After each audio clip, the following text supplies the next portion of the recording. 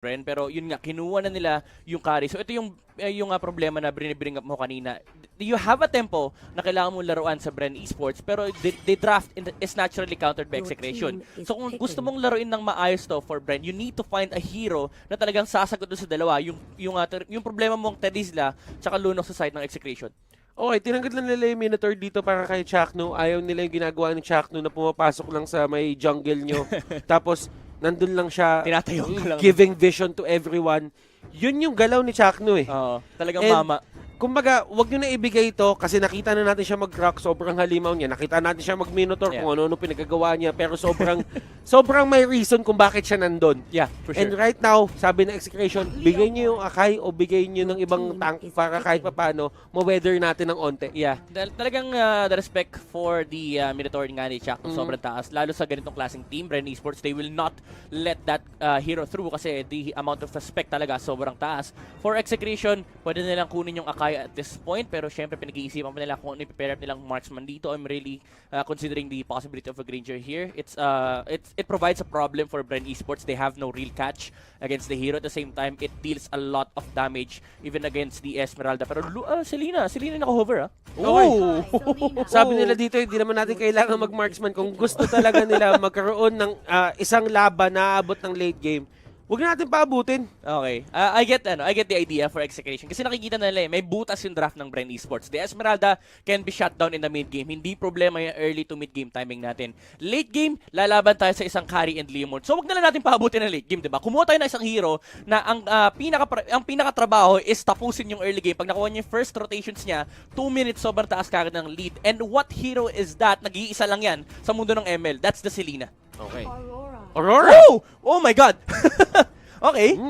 That's an interesting choice for Bren Esports. One hero that can burst down the aggression na pwedeng gawin ni...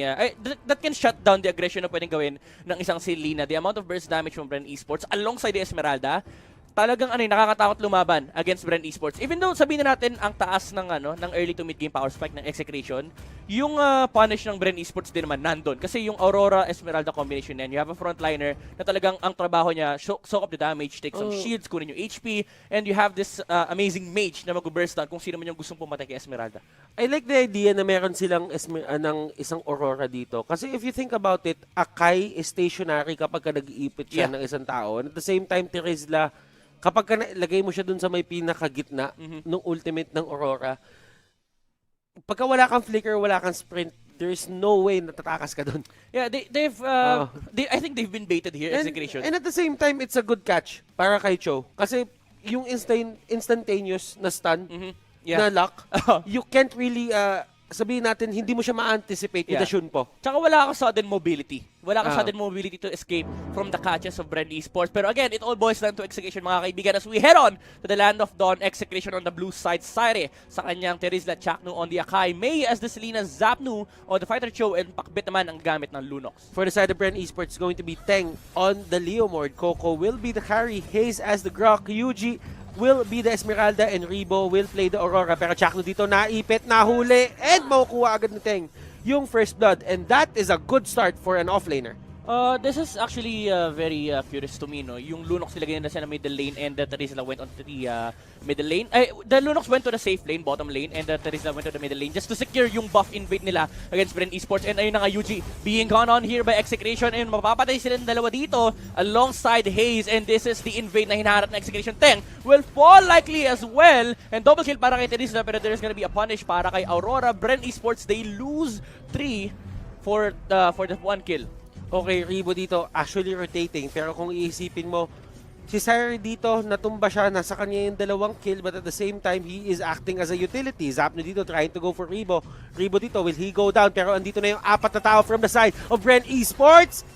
Zapno will go down. Yep, that's kill going in favor of Bren Esports. Yun nga sinabi natin. Coco will get a very good start here as he got the first kill. Remember yung carry kapag na-bounty hunter emblem siya rito. Kapag binigyan mo ng kill yan, talagang masaya siya. Even though they're losing resources here on the bottom lane, syempre hawak pa naman nila yung carry, so hindi ganun kalaki yung worry ng Bren Esports. The proper timing na hinaharap nila dito is yung level 4 ni UG, pero that has been shut down by Execution. Level 2 lang yung Esmeralda natin. And take note, yung Selena natin level 4 na kanina pa siya nandito sa may bottom lane just to make sure na a lot of pressure is being applied on this lane. Hindi makalapit yung Leomord sa tore niya. And sa top lane, Ribo actually being chased dito by Execration. Mapapatay siya ni Cho. And Coco is left alone to farm here in the top lane. And that's another kill going in favor of Execration. So yun nga, kung iniisip lang natin dito pro team fight, yes, Aurora is a good pick. Pero kung iisipin mo yung laning, he can get punished as well. Exactly. Ganito yung mga punish na nakikita natin sa kanya. As long as si Sire dito at si Zapnu, makikita siya at mananakop up siya, it would take like a second to take down an Aurora. Ganun yung nature ng hero na to. It was an answer for Bren Esports na you have a hero that can deal with the teamfight presence of Execration, pero the problem still exists para sa kanila ng hina ng early game nila. Sobrang hina. Yes, you might say that you have the Grok Esmeralda, pero yung rotations kasi na Execration, look at the heroes. Yung Selena pa lang hero na patay na. Pero the Lunox has been slain actually by Ribo here on the bottom lane. Esmeralda will jump in as well, level 4 na, and here comes the penalty zone. Look at the Bren Esports lineup met, mga kaibigan. Execration, inipit na nila yung Bren dito sa lane na to. Lahat ng pressure, lahat ng kills makukuha ng Execration. And look at that, Execration dito just toying with the side of Bren Esports. Walang makuha yung Bren Esports dito na objective as of now. Kasi kumbaga, lahat talaga hawak na hawak ng Execration ngayon. Yep. And even though the carry is free farming in the top lane, mind you, Execration, they only want the objectives. They're not chasing for kills here. Kapag binigay ng Bren Esports yung heroes nila sa ibang lane, they will willingly take that. Yung carry, hindi malaking problema yan. They are taking so much on the bottom lane. Si Eugene na force pa umikot to. Level 5 pa lang yung Esmeralda natin at this point. So yung mid-game momentum ng Bren Esports medyo napapahinto na ng Execration kasi they're getting a lot at the start. And remember, yung Esmeralda natin, kailangan mag-snowball niyan. Pero at this point, 0-2-2 on UG. Ang laki ng problema ng Bren Esports. Ang laki ng problema ng Bren Esports. But on the middle lane, Midnight, ito yung pinaka-counter reaction, sabihin na ginagawa nila. They're just pushing the lanes. And yun naman talaga kumbaga you're just trying to mend a wound na para hindi siya lumaki. The wound is there, yung sugat nandun, pero ang ginagawa mo lang sa kanya, hindi mo siya pinapadugo ng todo-todo. Yeah, for sure. Bren Esports, sinabi na natin to before, they are the team na talagang laging may trade-off. Yes, napatay sila sa may bottom lane sa teamfight na yun nangyari, pero nakapag-free fire naman si Coco. Pero to, yung carry natin sumasama sa may middle lane, pero look at the Phantom State from the Leomord, mapapatay nila si Zatno rito, nakatakbo pa si Teng, and Execration, they need to back off, hindi nila mapapatay si Hayes, muntik na mamatay yung Grok natin. And that was a good initiation by Bren Esports. Alam natin kaya nilang gawin to, and one more sabihin natin initiation like that could turn the tides papunta sa kanila. Yun yung Execration dito, they need to be very careful din sa mga gagawin nila kasi hindi pwedeng masyadong aggressive yung dating nila dito. Yes, kanina gumagana yon, pero right now, the levels, meron na din yung Bren Esports dito. Yeah, the name of the game for Execration here is constant pressure. It's Mobile Legends. Mobile Legends. Bren Esports, kailangan lang nila mag-survive dito. Yes, malaking problema nila with UG falling behind, pero remember, they still have the late game dito. Walang marksman yung Execration, and there is a carry on the opposite side. So it's one of the best games na makukuha mo kung gusto mo yung late game talaga. Walang marksman yung kabila, tapos carry pa yung hawak mo. So you just need to survive the onslaught ng early to mid game. Pagdating ng late game, yung Esmeralda mo makakahabol pa rin naman yan. Naka-genius wanda din si Pacbet, man. Naku po, ang yaman ng Lunox natin, and there's a lightning truncheon as well on May. So the amount of power spike of Execration right now, 2 heroes kagad yung tumaas yung lakas, pero ito naipit ni Chakno na naman si Coco dito, pero there's no follow-up damage, penalty zone, hindi umabot, nakapag phantom step palayo si Coco, and they're hitting on the backlines dito for Bren Esports, pero back muna si Hayes dahil walang target na mapatay ang Execration. Okay, napigilan na naman ng Bren Esports yung aggression na ginagawa ng Execration dito, and yun yung dala ng isang Ribo Aurora. Huwag nakita mo yun, last, yung araw ni Selena, nakuha pa yung buff. Nakuha pa yung buff. Hindi talaga sila magbibigay dito. Kumbaga, yan yung yan yung tatak ng lineup ngayon na Execration. Si Sire, si Chakno, si May, sila yung gagawa dito ng paraan para talagang manalo sila into the early game. Yep, and ito yung sinasabi natin kanina, no, yung constant pressure. Yes, you might be tempted to take the kills, pero if you're getting the objectives that you want, which is the tower, at hindi nakakapag-farm yung carry, mind you, sumama siya sa may middle lane kanina, you're happy for Execration kasi you're getting a lot on the Lunox and the Selena right now. Remember yung Selena natin, ayan, naka-lightning truncheon, natataas pa yung damage yan. I think Calamity Reaper or Clock of Destiny susunod yung bilhin, or maybe Holy Crystal.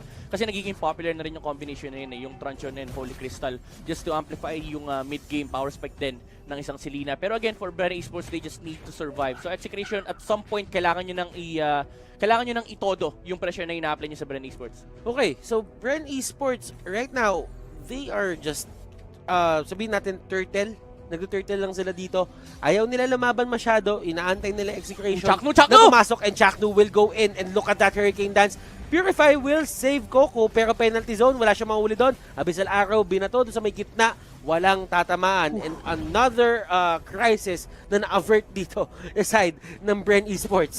Muntikan na sila doon. Muntikan na. Ang ganda nung play na ginawa ng Execration. Again, assert dominance against Bren Esports. Walang karapatan lumaban yung Bren sa harap ng tore nila. Lalo't may ganung pang play yung Execration. And right now, they're just pushing the pressure against Bren. Again, wala kayong karapatan mag-defend. Hinihintay lang ng Execration pumasok yung minion, dumikit yung minion wave sa may mid lane. And another objective yung makukuha nila.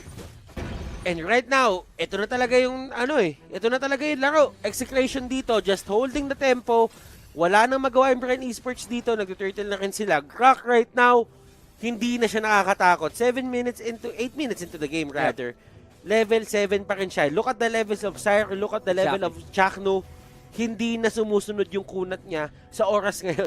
Yeah, tsaka yung nature pa lang ng draft ng Execration hindi sila takot sa isang Grok. Kasi if you look at the heroes that they have, meron silang Lunox that can melt down kung sino man yung target na tamaan ng arrow ng Execration. At the same time, they have a lot of displacement tools. You have the Hurricane Dance from the Akai. Ilalayo nila yung core na gustong lumapit or tumulong for Bren Esports. At the same time, you have this insane catch from the Cho. Actually, for Execration, this is a very greedy lineup pero na-punish lang talaga ang Bren Esports masyado dito. Kumbaga, nag-react sila sa ginagawa ng Execration. And you wouldn't really want to react, lalo na kapag kunyari yung early game na Execration, ganito kalakas. Yeah, and Pakbet, he realizes na hindi sila pwede umabot ng late game dito. Usually, the item choice is mas greedy. Minsan yung Blood Wings or yung Divine Glaive pa, pero he went for the Holy Crystal. Mid-game momentum item, pero ito nahuli. Bakit sa Star? Look at the penalty zone. Bren Esports kailangan yung magtakbuhan. Teng dito makakatakbo ba? And look at Zapno with the flicker in. Nahuli with the Hurricane Dance pa. And Execration, the double kill will be secured by the Akai. And yung tatlong heroes ng Bren Esports bumalik na sa kanilang bahay. Ang lakas ni Chakno mag-zone out dito to the point na hindi niya ginagamit yung Hurricane Dance para mang-ipit talaga totally. Ang ginagawa niya dito, tinutulak niya lahat palapit or tutulak niya lahat palayo para kahit papano yung pacing ng Bren Esports magawa niya. Pero Arrow, hindi nila i-dive yan. Wala din sila Hurricane Dance sa mga panahon na yun eh.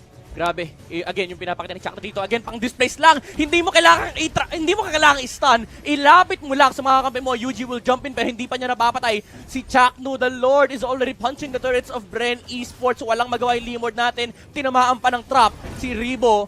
And the turret will be destroyed. Open na yung base ng Bren Esports. Ito na nga ba yung Execration na hinahanap natin, Kuya Midnight? Bren Esports dito can't really do a thing. Pero kung titignan mo yung mga past seasons natin, kapag ka nakita mo yung pangalan Execration ng Bren Esports, si Chakno na naman, umiikot na naman sa mga nakakita. Ganito talaga yung tatak ng laro ng Akai ni Chakno. And right now, he is better at this. Totally better at this. At nandun sa may likod, mga kaibigan, tumalon dito si Hayes. Wild charge, and that will be game number 1. Bren Esports will lose that game to Execration 1-0. Grabe, this man, itong nakikita nyo sa screen na to, binago na niya ang playstyle ng isang Akai. Hindi mo naman kailangang ipitin, di ba? Lapit mo lang sa mga kakampi mo. And as, yun nga yung pinag-usapan natin kanina, ang dami nilang pan-displays. Nakita natin, may isang team fight doon sa may bandang